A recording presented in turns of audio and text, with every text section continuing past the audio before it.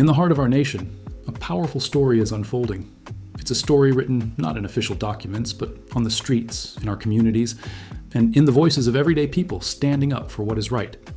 We're witnessing a groundswell of activism, a movement fueled by compassion and a demand for justice.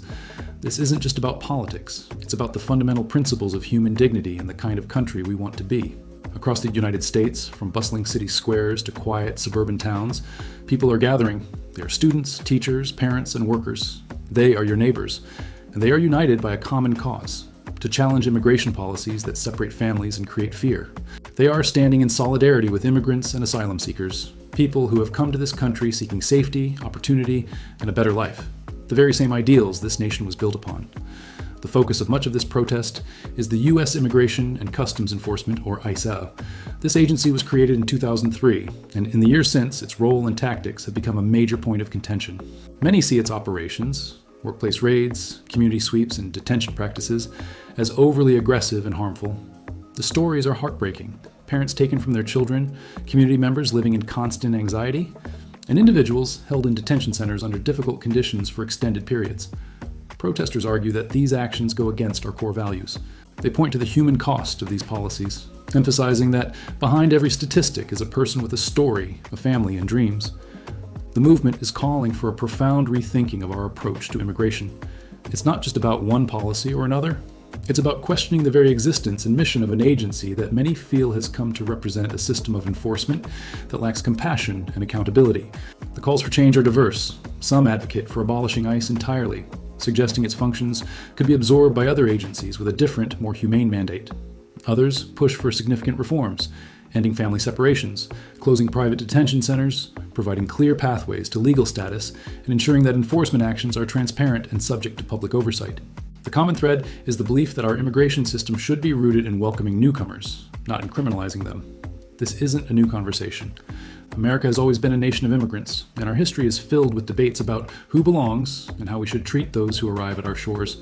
From the Irish and Italians in the 19th century to the Jewish refugees of the 20th century, every wave of newcomers has faced challenges and prejudice. Yet, time and again, these immigrant communities have enriched our society, contributing to our culture, economy, and national identity.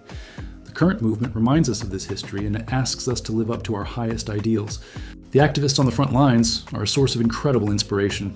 They are organizing, educating, and mobilizing their communities. They provide direct support to affected families, offering legal aid, housing, and a shoulder to lean on. They are documenting what they see, sharing stories that the mainstream media might otherwise overlook, and using social media to build a national network of support. Their courage in the face of opposition is a powerful testament to the strength of grassroots democracy. They are holding vigils outside detention centers, creating a human presence to remind those inside that they are not forgotten. They are calling their elected officials, demanding that their representatives take a stand. They are marching in the streets, making their voices impossible to ignore. This is what democracy looks like: active, engaged, and unwilling to accept injustice. But this movement is about more than just protest. It's also about building a positive vision for the future. It's about creating communities where everyone, regardless of where they were born, feels safe, respected, and valued. It's about imagining an immigration system that is efficient, orderly, and, above all, humane. A system that recognizes the immense contributions that immigrants make to our country, and that treats seeking asylum as a human right, not a crime. This work requires a broad coalition. It involves faith leaders who preach compassion from the pulpit, lawyers who defend the rights of asylum seekers in court, and business owners who know that immigrants are vital to our economy. It includes artists who use their creativity to tell powerful stories, and everyday citizens who simply believe in treating others with kindness. This is a movement that draws its strength from its diversity and its shared commitment to human rights. It's easy to feel overwhelmed by the scale of the problem or discouraged by the political obstacles. But change has always come from the ground up.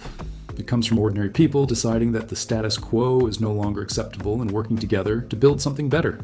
Every phone call, every donation, every conversation with a friend or family member makes a difference.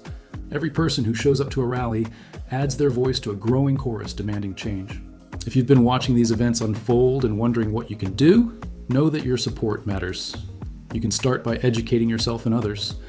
Follow the organizations on the ground that are doing this work. Share their stories and amplify their message. Look for local groups in your area that are involved in immigrant rights and see how you can help, whether it's by volunteering your time, donating, or simply showing up to an event to stand in solidarity. This is a defining moment for our country. The way we respond to this challenge will say a lot about who we are and what we stand for. Will we be a nation that builds walls and separates families? Or will we be a nation that opens its arms and lives up to the promise of liberty and justice for all? The people protesting in the streets have made their choice.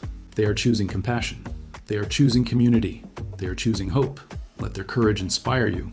Let their dedication move you to action.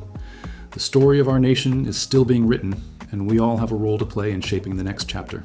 Let's work together to write a chapter that we can all be proud of, one of justice, dignity, and welcome for all. Thank you for watching, and please consider following and sharing to help spread this important message.